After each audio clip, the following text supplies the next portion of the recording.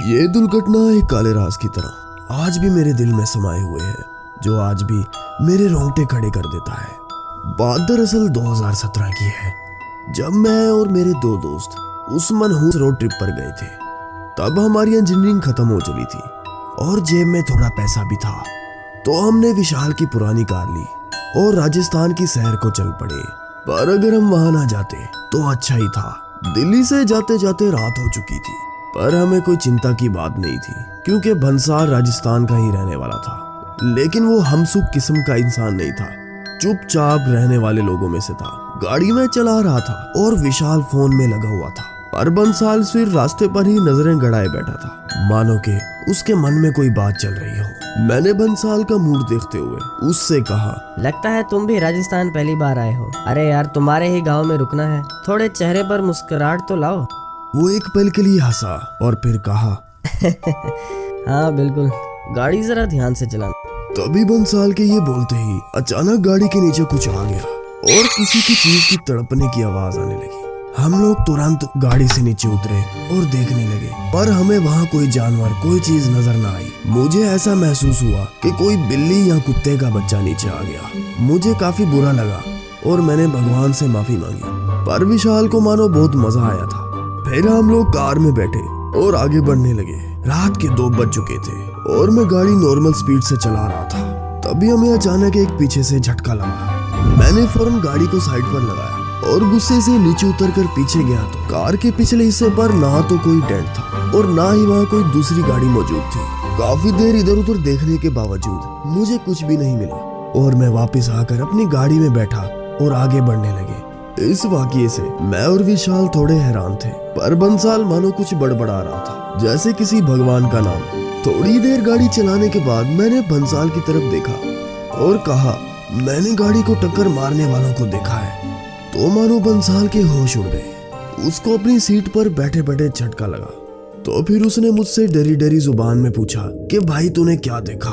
तो मैंने कहा, भूत। ये सुनकर विशाल जोर जोर से हंसने लगा, लेकिन ये मजाक बंसाल को जरा भी पसंद न आया। उसने तुरंत गाड़ी रुकवाई और सड़क के एक किनारे माथा टेक कर कुछ बोलने लगा, जैसे कह रहा हो कि विशाल को माफ कर दो। मैंने ये देखकर कहा कि क्या पागलपना है, आज के जमाने में तुम इन सब चीजों पर यकीन करते हो? तो उसने मेरी तरफ देखा और जोर से कहा, तू चुप कर, तुझे मालूम भी नहीं कि क्या हो गया है। थोड़ी देर तक वो किसी से माफी मांगता रहा और उसके बाद पानी की बोतल से पानी लेकर कार पर छिड़कता रहा। सारी कार पर पानी छिड़कने के बाद उसने कार के पिछले हिस्से को ऐसे ही छोड़ दिया। तो मैंने उससे पूछा, ओ भाई, पीछे क्यों छोड़ दिया? तो उसने मुझे बीच में ही टोक दिया और चुप रहने को कहा और मेरे करीब आकर धीरे से मेरे कान में कहने लगा कि विशाल मरने वाला है। ये सुनकर मेरे दिमाग में झटका लगा। मैंने उसे धीरे से पूछा कि क्यों? तो उसने कहा कि गाड़ी के बोनट पर खून है। मैंने कहा, क्या? और वो मुझसे कहने लगा कि आप पीछे मत जाना, जल्दी गाड़ी में बैठो। अब मुझे डर लग रहा था। मैंने इसी हैरत की नजरों से विशाल की तरफ देखा तो मानो वो कुछ अजीब तरह का लग रहा था, मानो चुपचाप बैठा और लंबा सा लग रहा था। हम दोनों इस बार आगे बैठ गए और विशाल मानो एक पुतले की तरह पीछे बैठा हुआ था। मुझे कुछ समझ नहीं आ रहा था कि अचानक मेरे साथ ये सब क्या होने लगा है। मैं बस चुपचाप गाड़ी चला रहा था और पिछले शीशे से मैं बार बार विशाल को देख रहा था। इतनी देर में विशाल ने अपना हाथ सीट के पीछे से बढ़ाया। उसके हाथ में एक कागज था। मैंने कागज को पकड़ा और उसको खोलकर पढ़ा तो उसमें लिखा हुआ था, अब हम गांव नहीं जा सकते, सामने एक पुराना मंदिर आएगा, वहीं गाड़ी लगा लेना। मैं ये पढ़कर डर के मारे कुछ बोल नहीं पा रहा था। मैंने उसे इशारों में कहा कि भाई हुआ क्या है? तो वो चुपचाप बैठा रहा और मेरी तरफ देखता रहा। मैं अब डर डर कर गाड़ी चला रहा था। कुछ देर के बाद वो मंदिर नजर आया। मैंने गाड़ी रोकी तो हम लोग कार से उतरने लगे और मंदिर की तरफ चलने लगे। तभी बंसाल ने विशाल को बोला कि तुम कार में ही बैठे रहो, हम लोग अभी आते हैं। तो विशाल कार में बैठ गया। अब हम दोनों आगे बढ़ने लगे। जब मैंने बंसाल से ये बात पूछी कि उसने ऐसा क्यों किया, तो उसने कहा कि तुम्हें अभी सब पता चल जाएगा। जैसे ही मंदिर के अंदर गए तो बंसाल ने तुरंत दरवाजा बंद कर दिया और जोर जोर से रोने लगा। तो मैंने उसे पूछा कि क्या हुआ है भाई? तो उसने कांपते हुए कहा कि विशाल पर गनिदेव का श्राप आ चुका है, अब वो नहीं बच सकता। ये सुनकर मैं डरते डरते उसे जिद करने लगा कि दरवाजा खोल दो, मुझे बाहर जाने दो। थोड़ी ही देर में हम दोनों में हाथापाई शुरू हो गई। उसके दुबला पतला होने की वजह से मैंने उसे जल्दी से काबू कर लिया, पर तभी बाहर से विशाल की चीखने की आवाजें आने लगी। मैं जल्दी से दरवाजे की तरफ भागा तो तभी बंसाल ने मुझे पूरी ताकत से जकड़ लिया और मैं नीचे जा गिरा। फिर अचानक से विशाल की चीखने की आवाजें बंद हो गई। थोड़ी ही देर खामोशी छा गई। फिर अचानक बाहर से हंसने की आवाजें आने लगी तो हम दोनों हैरान परेशान हो गए।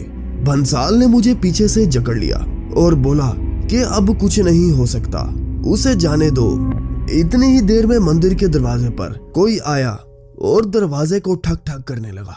ये सुनकर हम डर गए तो उसी समय बाहर से आवाज आई कि खोलो, मैं विशाल हूँ। पर उसकी आवाज काफी भारी लग रही थी। बंसाल बोला कि ये विशाल नहीं है। मैं समझ गया और मुझे अब हिम्मत नहीं हो रही थी कुछ करने की। वो जो कोई भी था थोड़ी देर वहीं ठक ठक करता रहा और कुछ समय बाद वो वहां से चला गया। पर हम लोग अभी भी महसूस कर रहे थे कि उस दरवाजे के पीछे अभी भी वहां कोई मौजूद है। इसी बीच बंसाल धीरे धीरे मंदिर के अंदर वाले भगवान से प्रार्थना करता रहा। ये होते होते सुबह हो चुकी थी। हमने जैसे तैसे करके दरवाजा खोला तो देखा कि वहां तो ना कोई गाड़ी मौजूद थी और ना ही विशाल। ये सब देखकर मैं सदमे में आ गया। मेरे शरीर में अब ज्यादा ताकत नहीं बची थी। जैसे तैसे करके बंसाल मुझे मेरे घर तक ले गया।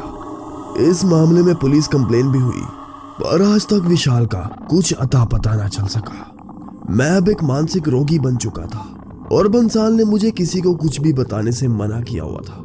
आज भी मैं उस घटना के साए में अपना जीवन व्यतीत कर रहा हूँ और विशाल के लौट आने की मैं कामना कर रहा हूँ।